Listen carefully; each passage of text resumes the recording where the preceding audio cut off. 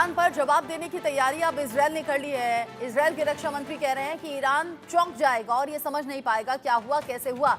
Iran पर attack की तैयारी अब हो गई है और इसको लेकर पूरी तरह से सहमति कैबिनेट की बनती हुई नजर आ रही है। नेतन्याहू की सुरक्षा कैबिनेट के साथ में बाकायदा मीटिंग की गई है। बैठक में वरिष्ठ मंत्रियों ने शिरकत की। लगभग 5 घंटे तक ये पूरी मीटिंग चली है।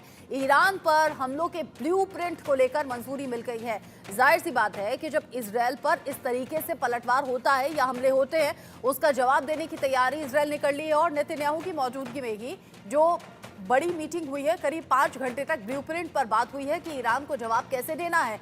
अब इस ब्लूप्रिंट से पहले क्या कुछ जानकारी मिल रही है और पहले और अब में क्या कुछ अंतर है, ये भी आप जान लीजिए।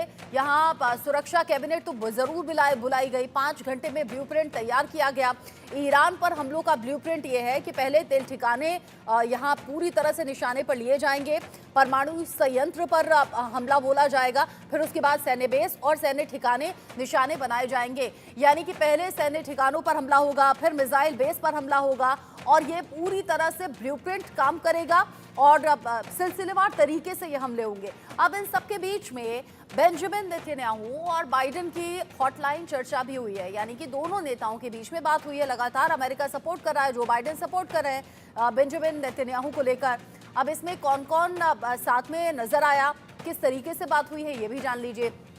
जो बाइडेन जो कि अमेरिका के राष्ट्रपति हैं, उनसे बातचीत हुई है। कमला हैरिस जो कि उपराष्ट्रपति हैं अमेरिका की, उनसे बातचीत हुई है।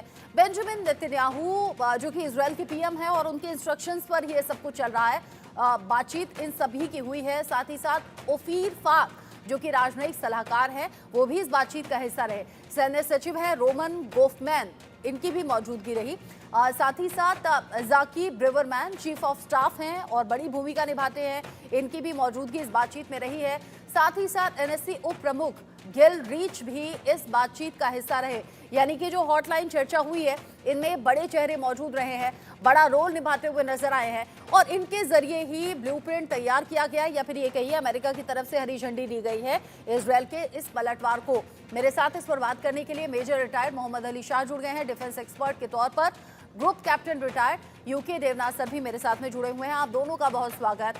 यूके देवनाथ सर, इजरायल ये साफ कर चुका है कि हमला वो तो जरूर करेगा, बदला जरूर लेगा, लेकिन जिस तरीके से गैलेंट की तरफ से धमकी दी गई है कि ईरान ये समझ नहीं पाएगा कि हमला कैसे हुआ, कहां हुआ, क्या हुआ, और हमला ऐसा होगा कि उसे याद रखा जाएगा, ऐसी ही धमकियां तो ईरान भी दे रहा था, लेकिन ईरान उस तरीके से कर नहीं पाया जैसा इजरायल कर रहा है, करना शुरू कर चुका है।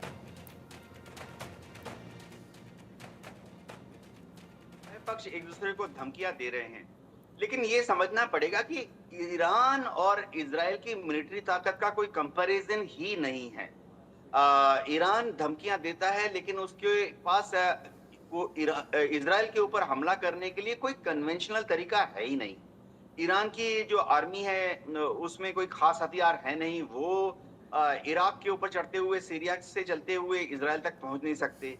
रत्ना जी, ईरान के पास कोई भी एयरफोर्स प्रैक्टिकली नहीं है। उनके पास वो पुराने 1979 रेवोल्यूशन से पहले के कुछ अमेरिकन फाइटर विमान है, 40 साल 50 साल पुराने हैं। टूटे फूटे कुछ मिग 29 है जो उसका बहुत पुराना कबाड़ मॉडल है।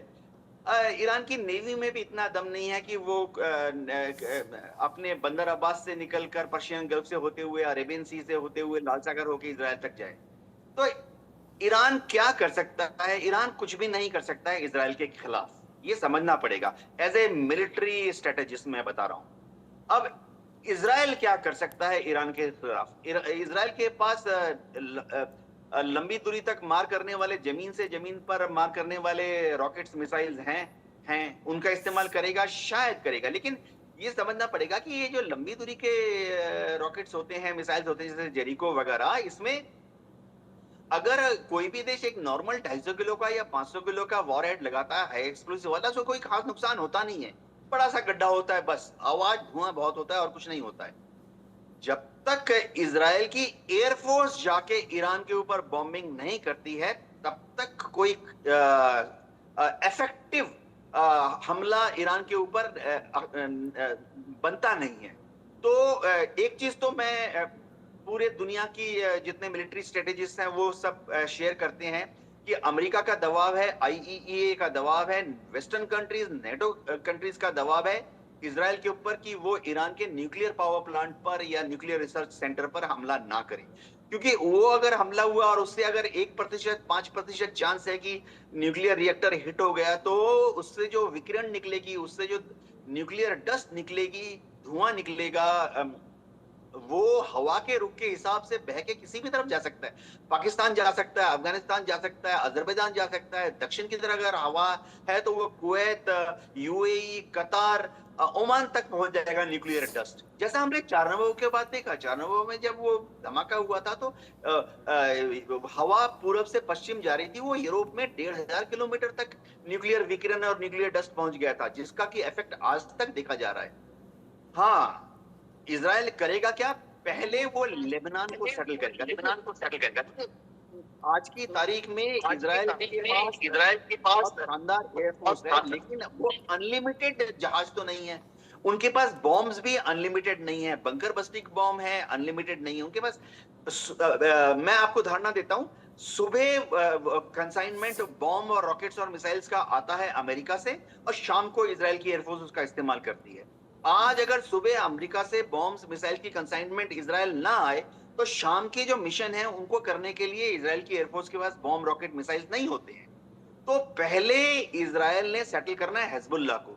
जैसे उसने हमास को 90% न्यूट्रलाइज कर दिया, तो इसी तरह से वो पहले सिलेक्शन ऑफ मेंटेनेंस, जो कि प्रिंसिपल ऑफ वॉर का बहुत अहम प्रिंसिपल है, उसके तहत पहले वो हिजबुल्लाह को अभी तक करीबन 30% नष्ट कर पाए हैं, वो उसको 70-80% तक न्यूट्रलाइज करेंगे। उसके बाद ही वो ईरान की तरफ ध्यान देंगे। और ईरान में उन्होंने कहा किस चीज पर हमला करना है? न्यूक्लियर पावर प्लांट छोड़ दे तो बाकी सब, पेट्रोकेमिकल इंडस्ट्री, यस, कच्चा तेल पैदा करने वाले तेल के कुएं, यस, ईरान के जो बंदरगाह हैं, यस, पोर्ट बंदर अब्बास है, चबार है, उन पर हमला करेगा। ऑब्वियसली ईरान की जो मिलिट्री टारगेट है उस पर हमला करेगा। लेकिन रत्ना जी, ये समझना पड़ेगा, ईरान ने बहुत बड़ी धमकी दे दी है। ईरान ने बहुत बड़ी धमकी दी है, जिससे कि सारे पश्चिम के देश, यूरोप के देश सकपका गए हैं। हाँ। देखिए, पर्शियन गल्फ से 40% तेल जो कि कुवैत से निकलता है, यूएई से निकलता है, कतार से निकलता है, ओमान से निकलता है, इराक से निकलता है, ये सब